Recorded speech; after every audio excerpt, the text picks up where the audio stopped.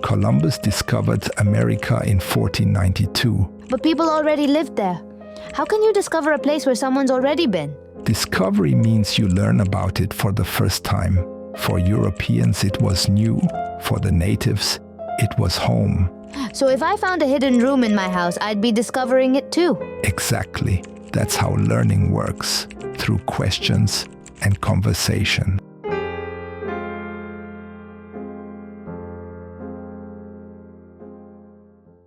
You're doing something right now that no other creature on Earth can do. And it's not just talking. Every single word you speak involves coordinating over 100 muscles in perfect harmony. Your tongue, your lips, your vocal cords, your diaphragm, all working together in milliseconds. But that's not even the impressive part. Here's what's really wild. Neanderthals had bigger brains than we do. They were stronger, more muscular, better adapted to cold climates. They survived ice ages that would have killed most species, and yet they disappeared around 40,000 years ago while we took over the entire planet. The reason why comes down to one unexpected difference, one evolutionary accident that changed everything about what it means to be human. So here's where it gets interesting. Scientists discovered that a tiny change happened in our throat around 300,000 years ago, and without it, you wouldn't be able to say a single word the way you do now. Look,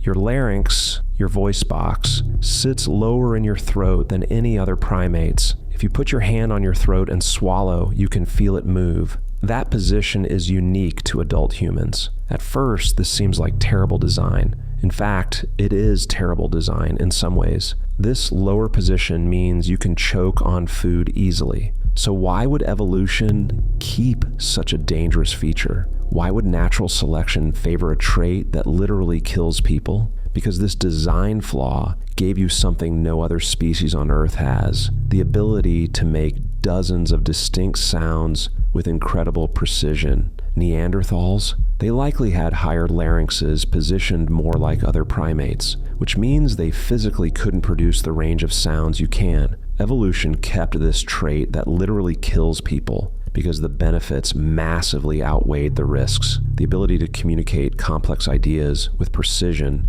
was more valuable than the danger of choking. But here's the thing. Having the right throat is only half the equation. You can have the perfect instrument, but if you don't know how to play it, it's useless. Around 200,000 years ago, a genetic mutation happened. It's called FOXP2, and it changed everything about how our brains process language. It allows your brain to organize sounds into grammatical structures automatically, without you even thinking about it. You're not consciously thinking about subject, verb, object order. You're not analyzing grammar rules. You're not breaking down each word. Your brain just does it instantly. Here's what absolutely blows my mind. Children learn language without being explicitly taught. You don't sit down with a 2-year-old and teach them grammar rules. You don't explain what a verb is or how to structure a sentence. They just absorb it by listening. A child hears language and their brain automatically figures out the patterns. By age 3, most children know around 1,000 words.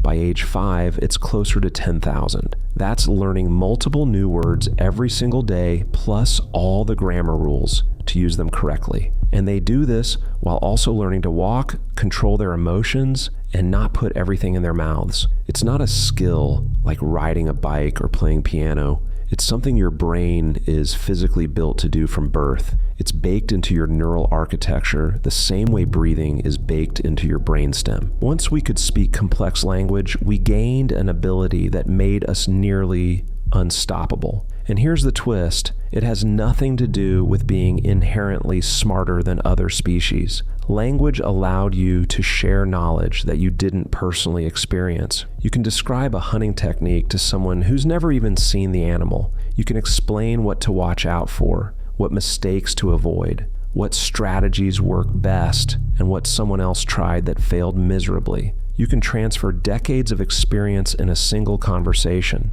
Complex information transferred instantly. This means humans could accumulate knowledge across generations, each generation building on what came before. It's like compound interest, but for information. Neanderthals had to learn everything through direct experience. If an elder died before passing on a skill through demonstration, that knowledge was gone forever, lost. Their progress was incredibly slow because every generation had to relearn most things from scratch. You can learn from the mistakes of people who lived 1,000 years ago because language let us transmit lessons through time. Think about what you know right now. Language let humans cooperate in groups of over 150 people. Other primates max out at around 50 individuals per group. Why? Because coordination becomes impossible beyond a certain number without language. You can gossip, you can make plans with people you've never met face to face, you can create social rules and share them across entire tribes without everyone having to witness every interaction. Language turned us from individuals into a superorganism, a tribe that could think and act as one coordinated unit. But even that isn't the most powerful thing language gave us, because here's the most shocking part of all this. Language didn't just help us communicate better. It actually changed how we think. It altered human consciousness itself. Before complex language, early humans could only think about things they could see and touch right in front of them. That rock, this fire, that animal, the food in front of you, the danger you can currently see. But language gave you the ability to think about yesterday, about tomorrow, about things that don't even exist yet, about abstract concepts that you can't point to. This abstract thinking led to everything that makes us human: article, religion, mathematics, philosophy, music, stories. Every single achievement of human civilization started with the ability to imagine something that wasn't there yet. Cave paintings from 40,000 years ago show that early humans weren't just surviving, they were creating symbolic art. They were telling stories.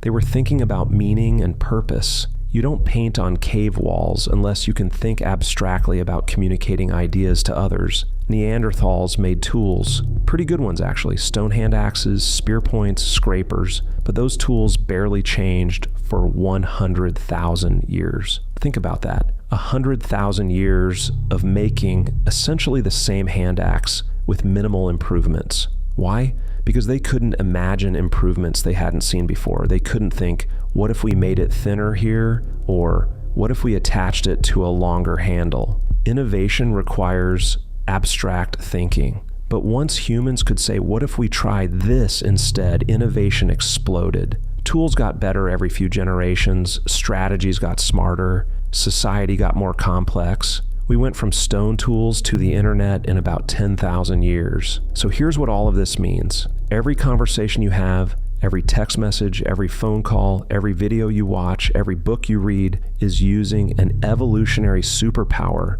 that took hundreds of thousands of years to develop. The reason humans went from living in small tribes of 50 people to building civilizations of billions isn't because we're inherently smarter than Neanderthals. Our brains aren't that different in size. It's because we can share ideas across time and space with incredible precision. Your ability to read this right now, to understand complex ideas, to imagine possibilities that don't exist yet, this makes you part of the only species that can consciously shape its own future. Neanderthals were physically stronger than us. They had bigger brains on average. They survived in harsh environments that would kill most humans today, but they couldn't cooperate at our level. They couldn't pass down knowledge effectively across generations, and they couldn't imagine a different future and then work together to build it. Language isn't just about talking. It's the foundation of everything that makes us human. Culture, technology, science,